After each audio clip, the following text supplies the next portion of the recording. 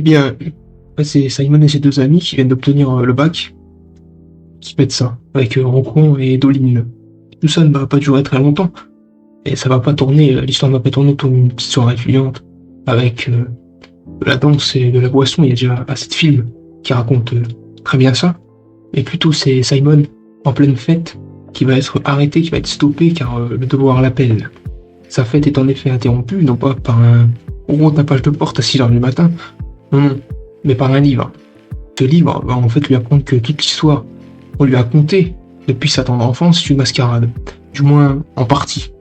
Celle-ci, contenue dans le livre, se transmet en fait de génération en génération à quelques êtres comme Simon, dont le devoir est de réécrire le temps aux yeux de l'avenir.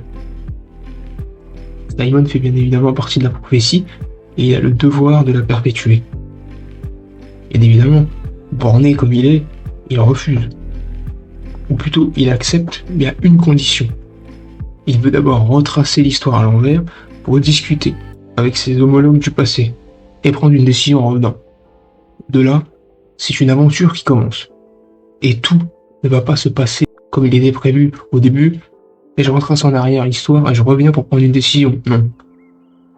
Bien évidemment, Simon et quelques de ses compagnons qu'il va découvrir au fur et à mesure, et surtout le lecteur, vont vivre une aventure pour rire, pour pleurer peut-être, pour s'énerver, mais surtout réfléchir avec Simon, faire des choix, faire face à des obstacles, et des questions et des réflexions.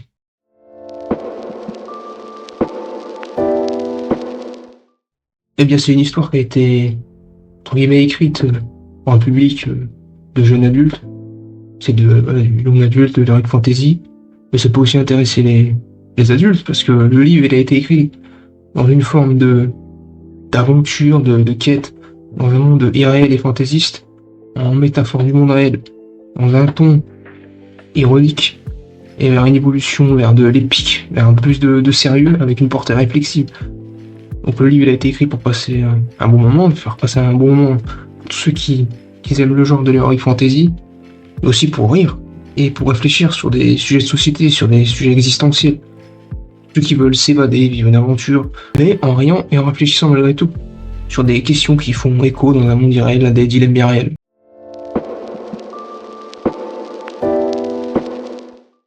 Premièrement, pour passer un bon moment de lecture, avec de l'aventure, des rebondissements, du suspense, des choix à faire, et entrer en plein cœur des personnages dans leur tête, aussi peut-être dans leur cœur.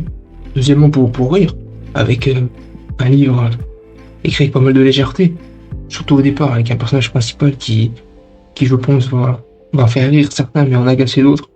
Et troisièmement, pour réfléchir sur des sujets importants, parce qu'à travers une quête dans un monde irréel, il y a vraiment de quoi se triturer les méninges et de penser le monde, le nôtre, pas seulement celui de Simon.